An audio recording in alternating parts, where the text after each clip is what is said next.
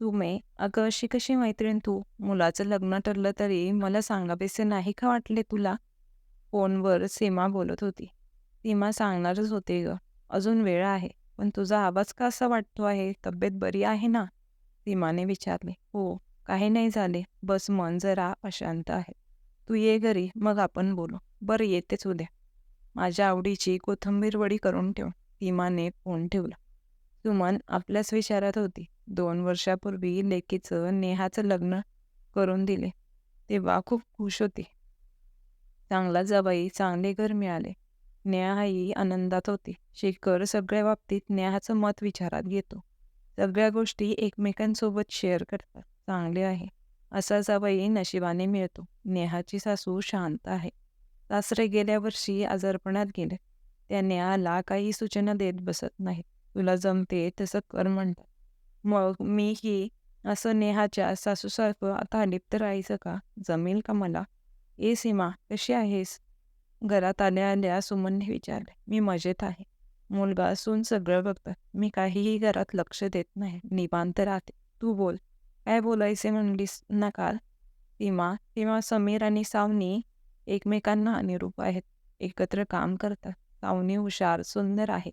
सावनी सून म्हणून घरी येईल. मग या घरात माझं स्थान काय? म्हणजे नेमकं काय म्हणायचंय तुला, सुमन? सून येणार ही आनंदाची बातमी आहे. त्यात तुझं स्थान सासू म्हणूनच असेल ना?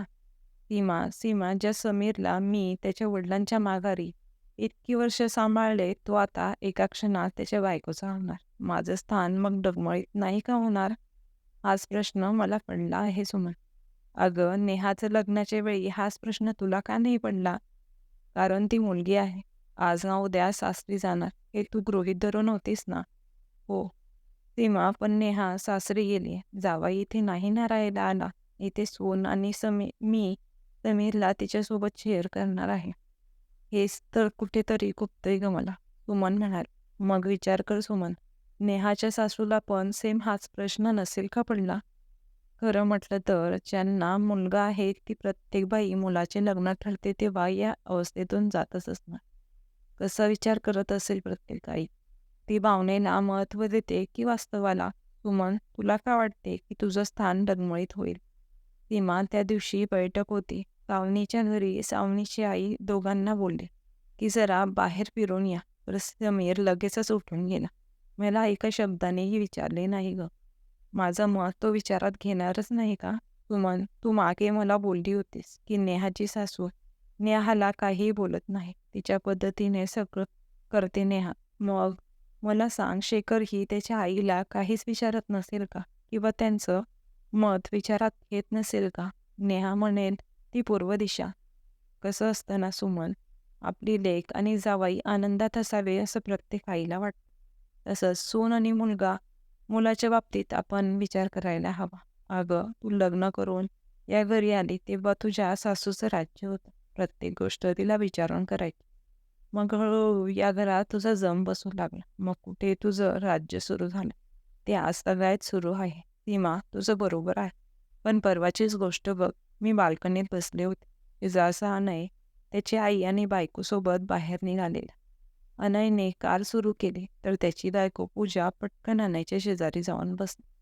आई आपली गुपचूप मागे बसली. आईचा चेहरा उतरला. गाडीतील नव्हे तर आपल्या जीवनातील ही स्थान कोणीतरी हिरावून घेते ही कल्पनाच दुखवणारी आहे. सुमन, हे सगळं तुझ्या मनाचे खेळ आहेत, बाकी काही नाही. या उलट सावनी स्वभावाने छान असेल, सगळं तुला विचारून करेल. शेखरही तुझं मत विचारात घे. जी गोष्ट अजून घडलीच नाही त्याबद्दल विचार करून का दुःखी होतेस सुमन? सीमा, अगं कालपर्यंत आई कपडे तुझ्या पसंतीनेच घ्यायचे चल असा हट्ट करणारा मुलगा जेव्हा बायकोच्या आवडीचे कपडे घेतो तेव्हा त्रास होतो. आईच्या हातचाच एखादा पदार्थ हवा म्हणून अटून बसणारा मुलगा नाव न ठेवता सुनेच्या हातचं तेव्हा जखम खोलवर होते. सुमन, तू खूप चुकीचा विचार करतेस. माझं बघ, माझा मुलगा सून मला हवं नको सगळं बघतात. माझी काळजी घेतात. बस मला अजून काय हवे? मी सगळं त्या दोघांवर सोपवून मस्त राहते. तूही तशीच राहा. हे बघ, मुलगा काय किंवा मुलगी काय, लग्नानंतर त्यांना एकमेकांना त्यांची स्पेस देणं जास्त गरजेचं असतं. दोघांच्याही संसारात आपण जास्त लुडबुड नाही करायची. आणि असं जमत नसेल तर मुलाला वेगळं राहायला सांग. अडीअडचणीला ते मदतीला येतीलच. दुरून डोंगर साजिरे अशी वृत्ती ठेव. मुलाला आपल्या प्रेमात दुबळं अंग करण्यापेक्षा मुलीसारखं त्याची पाठवणी कर. बघ, विचार कर सुमन. सीमा जे बोलली त्याचं सुमन मनापासून विचार करत राहील. कुठेतरी तिला सीमाचं पटलं होतं. मित्रांनो, ही होती आपली कथा. कथेबद्दल काय वाटते ते कमेंट करून नक्की सांगा. आवडल्यास लाईक, शेअर, सबस्क्राईब करायला विसरू नका. तुमचा किमती वेळ दिल्याबद्दल धन्यवाद.